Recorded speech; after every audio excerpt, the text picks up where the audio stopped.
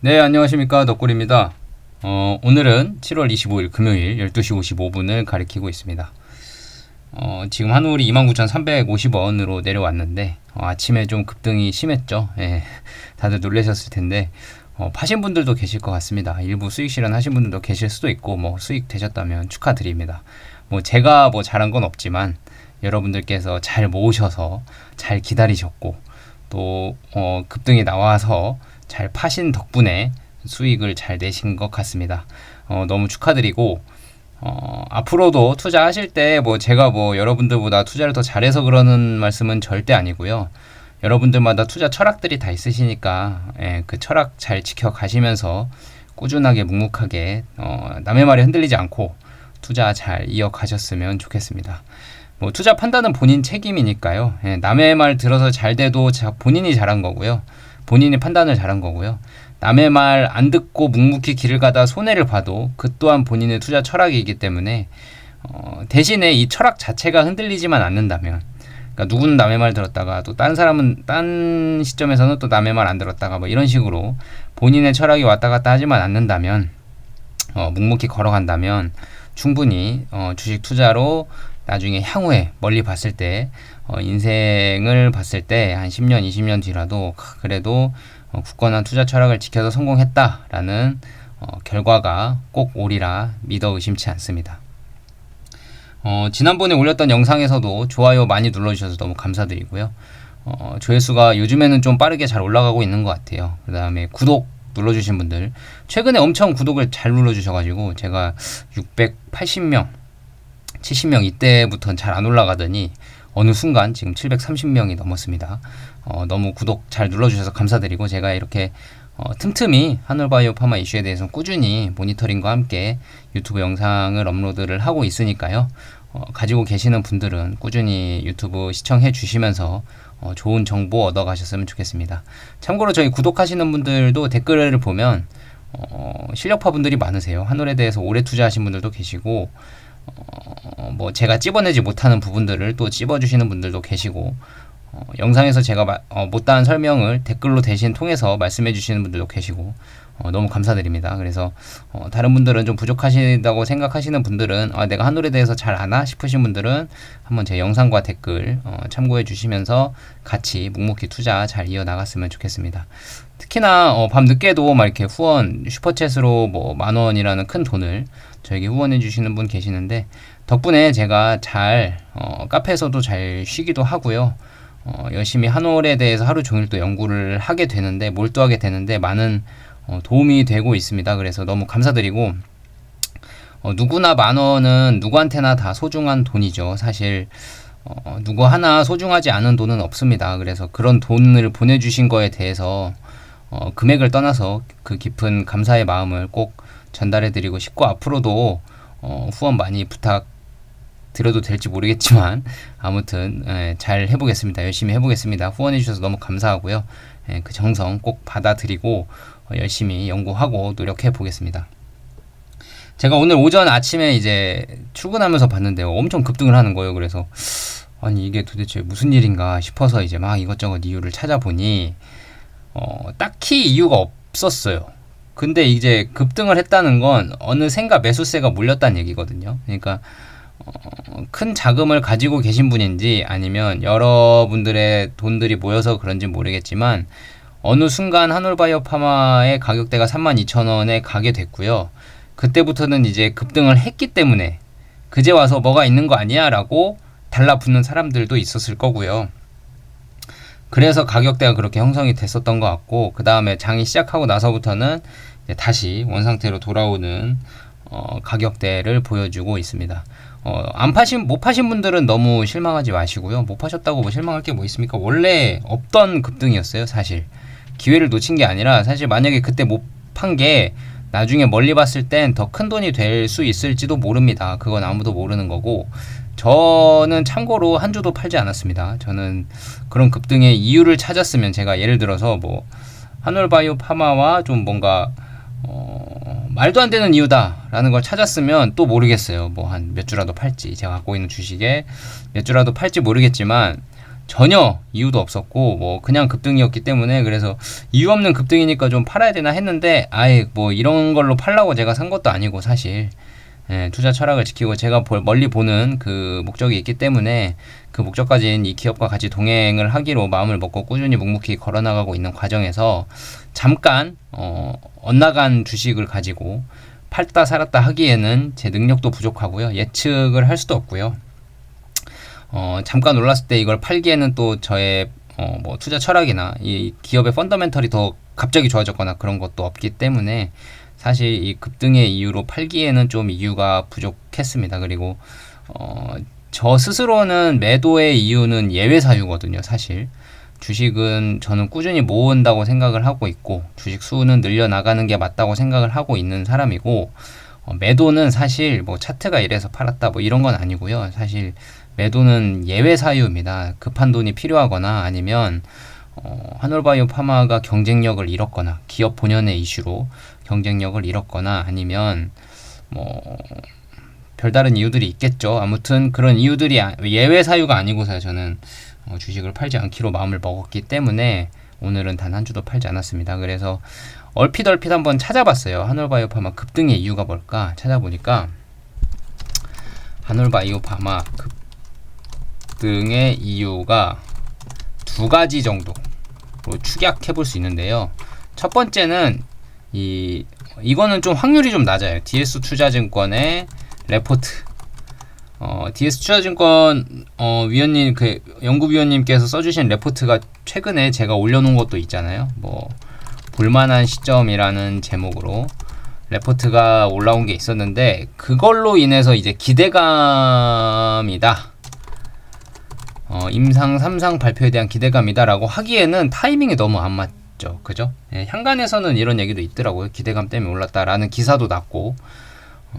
근데 이게 기대감으로 올랐다고 하기에는 사실 타이밍이 너무 안 맞고요. 그때 레포트 나왔을 때 뭐 시장이 안 좋아서 그랬다가 오늘은 시장이 좋아서 올라가면 또 모르겠는데 오늘 시장도 그렇게 좋은 편은 아니거든요. 근데 그렇게 급등을 했다는 거는 사실 타이밍상 잘 맞진 않아요. 근데 급등한 이후에 한올바이오 파마 이슈를 찾아보니까 최근에 이런 레포트들이 있었다더라 라는 정도로 후에 올라간 다음에 찾아보니까 그런 설명이 맞아떨어지는 거지, 올라갈 때는 이게 이걸로 올라간 것 같지는 않습니다. 그래서 이거는 개인적으로 이건 좀 말이 안 된다라고 생각을 하고, 이제 두 번째 이유가 좀 핵심 이유인 것 같은데요.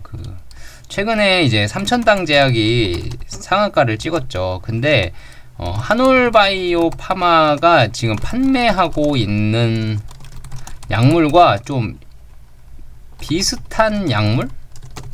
이거나 이슈가 이렇게 맞물려서 삼천당 제약을 보고 거기에 관련주 비슷하게 아니면 관련 약물 비슷하게 한올바이오 파마가 판매하고 있는 이미 판매 중인 약물에 대한 그런 정보들이 갑자기 주목을 받았거나 아니면 그거를 인식한 누군가의 투자자들의 집단이든 누군가가 훅 매수를 하지 않았나, 순간 테마성으로 훅 매수를 하지 않았나 싶습니다.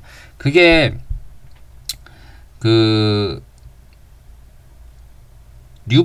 류프로렐린이라는 이제 약물 기전인데, 이게 한올바이오 파마가 엘리가드주라는 약물로 이제 판매를 하고 있는 거거든요. 매출이 연매출이 한 100억 원 정도 되는데, 이게 엘리가드주가 이제 성조숙증 치료제로도 쓰이고요.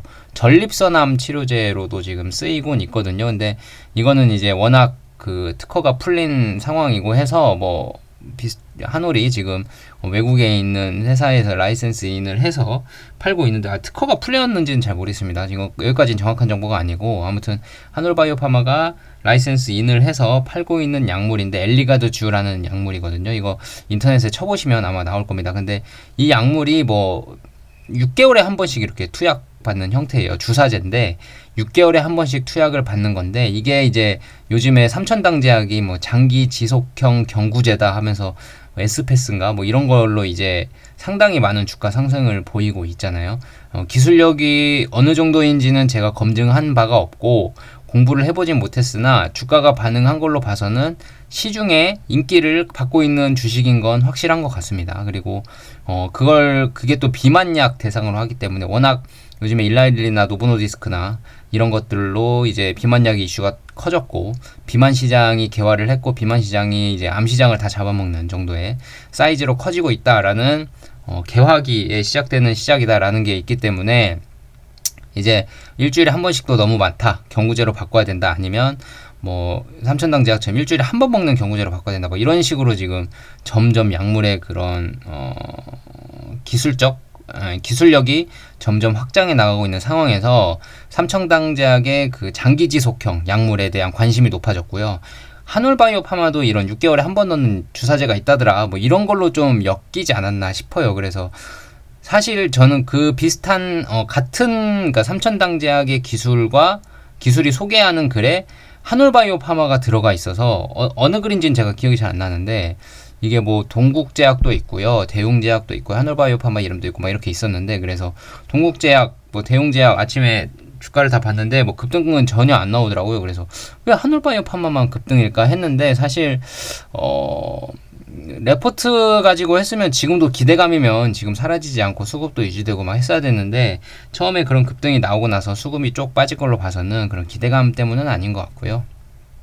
이렇게 좀 뭔가 테마성으로 뭐가 엮이지 않았나 싶은 추측이 듭니다. 이건 추측입니다. 제가 뭐 올라간 그 사신 분들 있잖아요. 그 당시에 사신 분들이 어떻게 무슨 이유로 사셨는지는 제가 아는 사람이 아니고서 모르기 때문에 제가 추측밖에 못하는 상황입니다. 그래서 굳이 이뮤노반트나 로이반트나 아니면 일본에 대한 기술 수출에 대한 계약이 임박했거나 뭐 이런 기사들이 있다면 그래서 그랬구나 하고 이제 이해라도 하고 이제 넘어갈 텐데, 전혀 급등의 이유를 제가 웬만한 이유는 잘 찾지 못했거든요. 혹시나 제가 이렇게 설명드린 이유 외에 다른 이유가 있으신 분, 그러니까 찾으신 분, 혹은 확실하다 하시거나 아니면 이런 걸로 올라가지 않았을까요? 라고 추측이라도 하시는 분은 댓글로 달아주시면 감사하겠습니다. 제가 뭐 그것 때문에 더 이상 뭐 주가가 더 오른다 덜 오른다 말씀은 못 드리겠지만, 그냥 궁금해서 개인적으로 좀 궁금한 부분이기도 해서, 사실 그런 거 아시는 분들이 있으면 꼭 댓글로 좀 달아주시면 감사하겠습니다. 오늘은 또 이거 내용만 말씀드리려고 한 건 아니고, 일단은 한 가지 더 말씀드린 게, 이제 중국 신약 승인 여부에 대해서 한 가지 더 말씀을 드리려고 하는데요. 이거는 조금 이제 사실 좀 안 좋은 소식일 수 있습니다. 물론 시장에는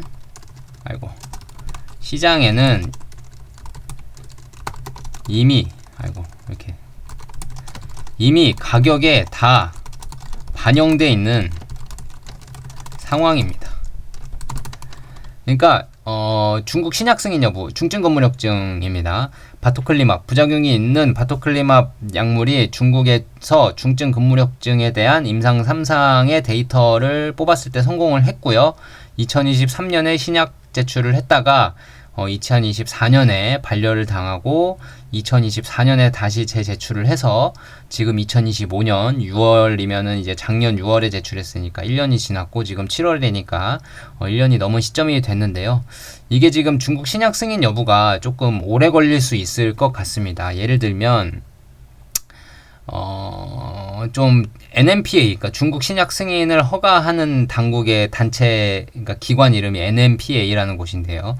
NMPA에서는 뭐 데이터뿐만이 아니라 그런 것도 좀 봐요. 그 신약의 판매자가 누구냐, 아니면 그 신약의 판매자뿐만이 아니라 기술력을 갖고 있는 회사, 그러니까 근본적인 회사가 어디냐, 뭐 이런 거를 좀 보고 이제 그러니까 불확실성을 별로 안 좋아하거든요.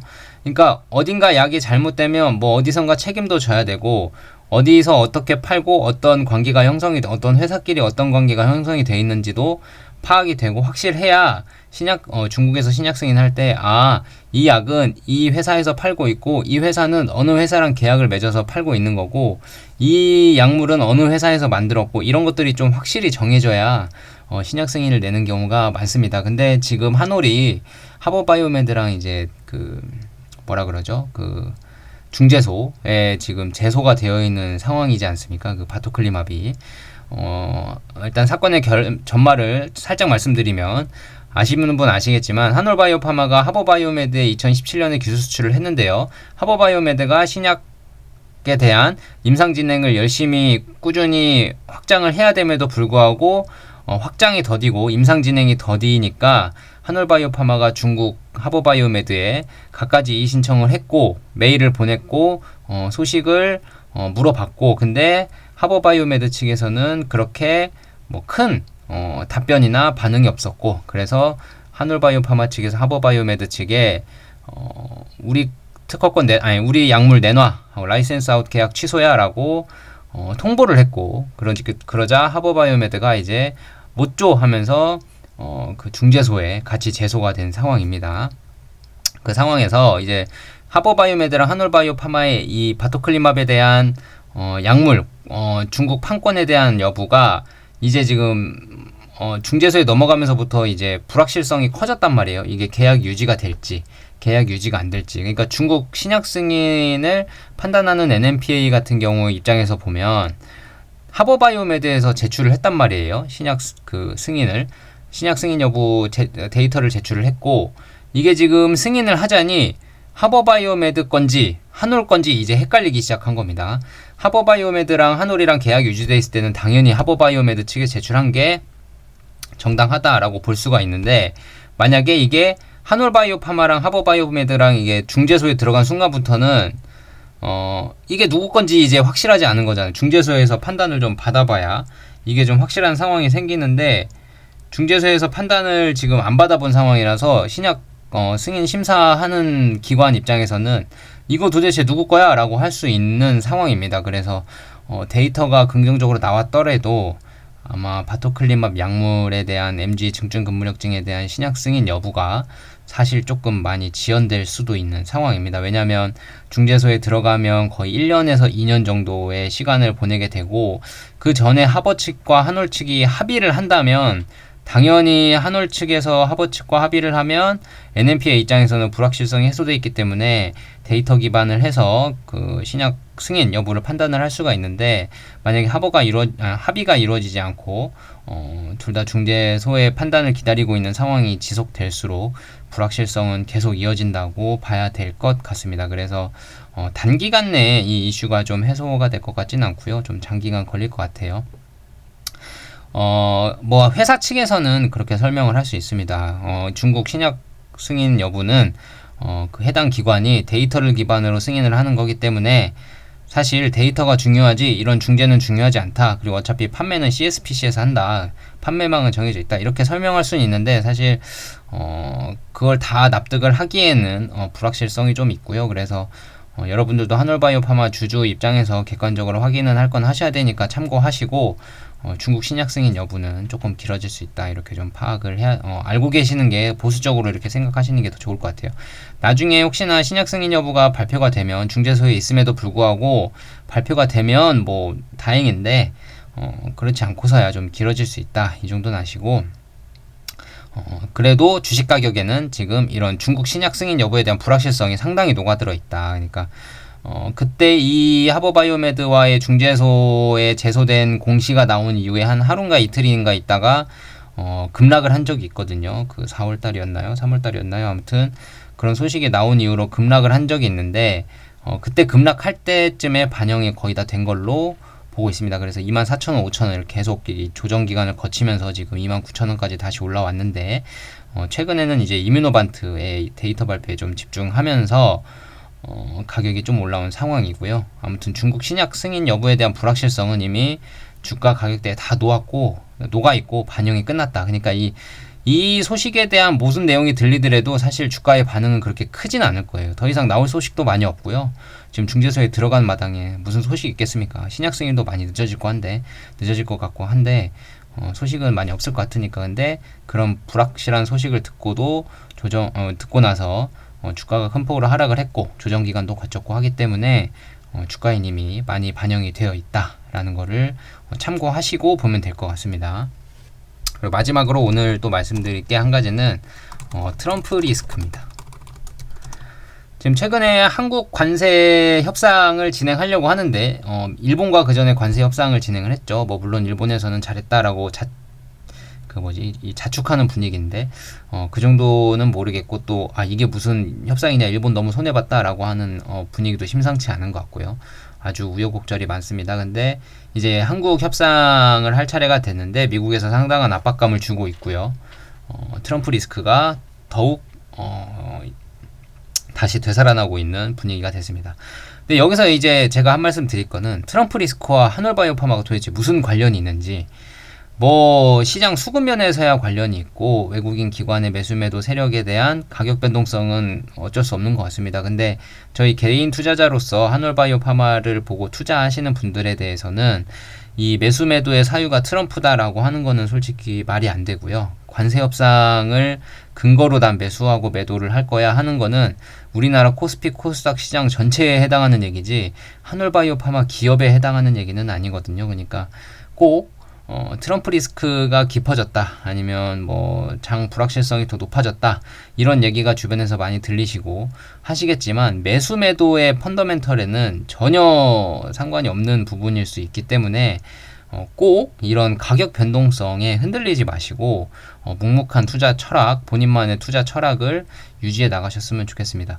그 뭐 꼭 장기 투자자분들이 아니시더라도 이 단기로 하시는 분들도, 단기로 하시는 분들은 사실 매크로 이슈에 되게 민감해요. 왜냐하면 올라갔다 떨어졌다가 매크로에 왔다 갔다 하는 경우가 많은데 그걸 일일이 다 대응을 하셔야 되는 분들이 많기 때문에 그런 부분을 투자 철학으로 갖고 계시다 하시는 분들은 뭐 손절을 하든 뭐 익절을 하든 아무튼 알아서 하시는 건데, 제 투자 철학은 그거는 저는 그런 능력이 없기 때문에 잘 모르겠지만, 저는 트럼프 리스크 하나하나 아니면 이런 관세 협상, 대외적인 리스크로 한올바이오파마를 매도하거나 뭐 매수하거나 하진 않습니다. 저는 꾸준히 적립식으로 하는 걸 좋아하고요.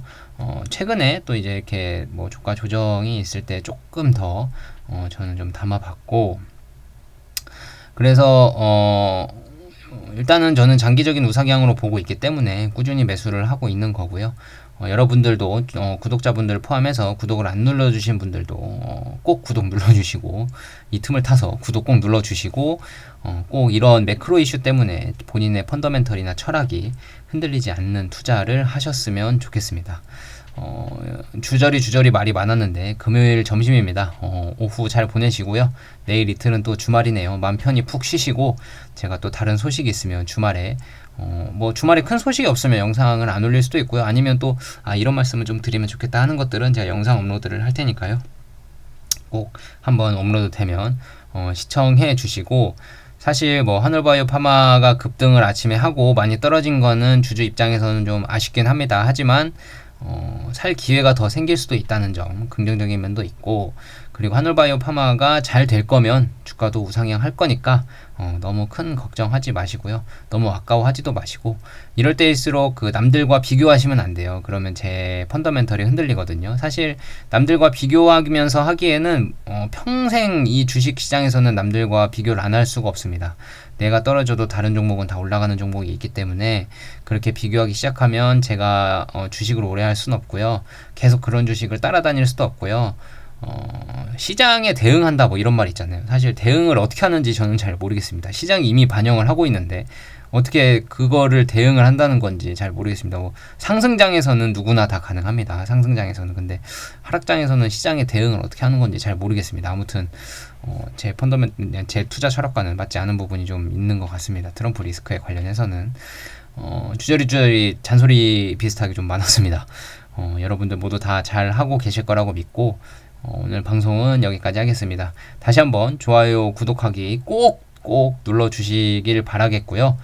실시간은 아니지만 최신 업데이트들 한올바이오파마와 관련된 이슈면 제가 최대한 빠른 시간 안에 열심히 영상을 통해서 전달해 드리도록 할 테니까 구독하기 꼭 눌러주셔서 놓치지 않길 바라시고요. 슈퍼챗으로 진짜 도움 주신 분들 다시 한번 너무너무 감사드리고 저에게 많은 힘과 도움이 되고 있습니다. 너무 감사합니다. 주말 잘 보내십시오.